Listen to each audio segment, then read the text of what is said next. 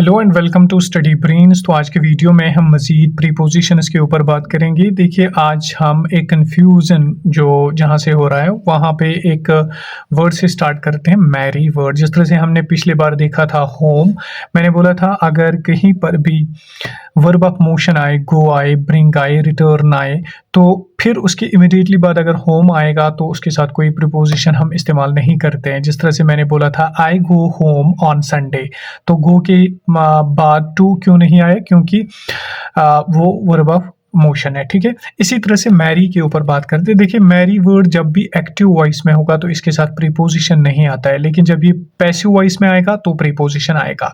Passive को किस तरह से पहचानेंगे? जब भी कोई बी की कोई भी फॉर्म आ जाए, यानी वाज होगा, बी होगा, वर होगा, तो उसके साथ टू आएगा। देखिए, यहाँ पर हम देखेंगे एक्टिव वॉइस में राम मैरिड सीता, तो इसके साथ टू नहीं आएगा। Ram married to Sita. आपको क्वेश्चन दिया जाएगा Ram married dash to in of none of the above, तो राम मैरिड सीता, सिंपली इसमें कोई प्रीपोजिशन नहीं आएगा। क्यों? क्योंकि ये एक्टिव वॉइस में सेंटेंस है। सीता मैरिड राम, तो इसके साथ भी कोई प्रीपोजिशन नहीं आएगा क्योंकि ये भी एक्टिव वॉइस में। अब अगर आते हैं Ram was married to Sita, Ram ने मैरी की थी किसके साथ? सीता के साथ, तो टू सीता आएगा। क्यों? क्योंकि ये पैसिव वॉइस में है, क्योंकि वॉज जो है ये बी की एक फॉर्म है, तो इस वजह से इसके बाद टू आएगा। King Dasharath married his son. देखिए, किंग दशरथ ने मैरी करवाई, शादी करवाई किसकी? अपने बेटे की, to his son to Sita, his son to Sita, तो इसके साथ भी टू प्रीपोजिशन आएगा। तो सिंपली आपको याद रखना होगा, जब एक्टिव वॉइस में होगा नहीं आएगा इसके साथ प्रीपोजिशन टू, अगर पैसिव वॉइस में होगा तो मैरी के साथ टू आएगा। Born in, born of, born to और बॉर्न ऑन। देखिए, बॉर्न इन फैमिली के साथ आता है, प्लेस के साथ आता है, मंथ के साथ आता है। जिस तरह से he was born in Delhi, he was born in May, he was born in a rich family. Born of होता है किसी चीज से निकलना, मिसाल के तौर पे कोई चीज किसी चीज से निकले। Misery is born of poverty, कहते हैं कंजूसी कहाँ से आती है? पॉवर्टी से, गरीबी से। जब पैसे किसी पास नहीं होंगे तो वो कंजूस होगा ही। Misery is born of poverty. Born to, born to parents या मदर से रिलेट होता है। For example, he was born to poor parents, he was born to poor mother, he was born to poor father, तो he was born to rich father या rich parent. अगर parent होगा या mother होगी या father होगी तो उसके साथ टू आएगा, अगर फैमिली होगी तो उसके साथ इन आएगा।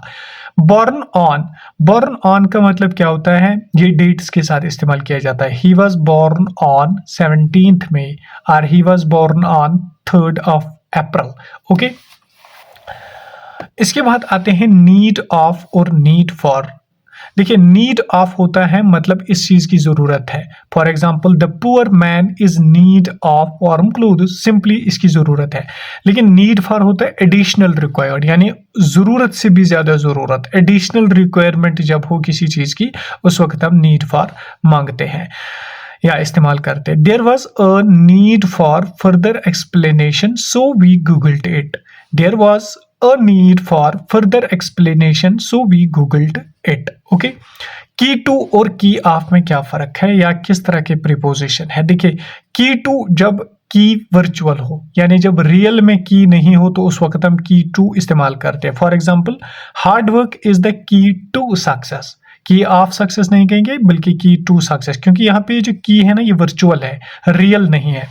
लेकिन अगर की रियल होगी तो where is the key of my अलमीरा, तो उस वक्त हम की को देखते हैं, हाथ में पकड़ते हैं, where is the key of my अलमीरा, तो इस वक्त की ऑफ इस्तेमाल होगा।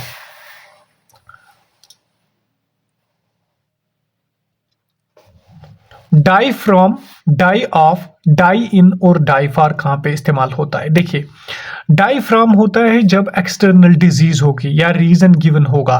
For example, he died from exhaustion, वो थकावट से मर गया।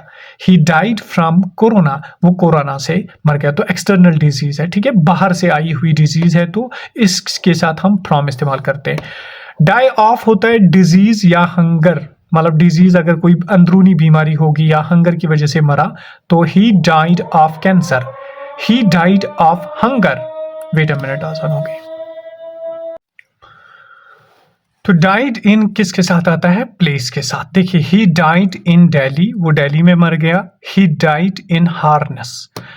डाई इन हार्नेस एक फ्रेज होती है जिसका मतलब होता है डाई वाइल इन सर्विस। मतलब जब कोई काम कर रहा होगा किसी डिपार्टमेंट में तो डाई इन हार्नेस एक फ्रेज होती है जिसका मतलब होता है इन सर्विस मरना। He was killed in an accident. Okay, killed के साथ भी इन एन एक्सीडेंट आता है। Okay, die for, die for होता है किसी के लिए मरना, मतलब अपनी कंट्री के लिए मरना, अपने माँ बाप के लिए मरना। Soldiers die for their motherland. Okay, तो इन चीज़ों को एज इट इज इस्तेमाल कीजिए ताकि आपके क्वेश्चन में कोई प्रॉब्लम ना होने पाए। अच्छा, डेफर विद और डेफर फ्रॉम में क्या मतलब डिफरेंस होती है? देखिए डेफर विद का मतलब होता है इख्तिलाफ होना, डिसएग्री करना किसी चीज से। डेफर फ्रॉम होता है डिफरेंट होना किसी चीज से, ठीक है। इख्तिलाफ करना किसी से यानी डिसएग्री करना किसी से, और डेफर फ्रॉम होता है डिफरेंट होना, अलग होना किसी से। देखिए I differ with you on this issue, मैं आपसे इख्तिलाफ करता हूं इस इशू पे। Amphibians differ from reptiles, amphibians क्या होते हैं? वो डेफर होते हैं, डिफरेंट होते हैं किनसे? रेप्टाइल्स से। Compare to and compare with, देखिए कंपेयर टू का मतलब होता है जब कंप्लीटली कोई चीज डिफरेंट हो, यानी दोनों चीजें जो भी होगा, मतलब जो दो चीजों को जब हम कंपेयर करेंगे अगर दोनों कंप्लीटली डिफरेंट होंगे तो उस वक्त कंपेयर टू इस्तेमाल होगा।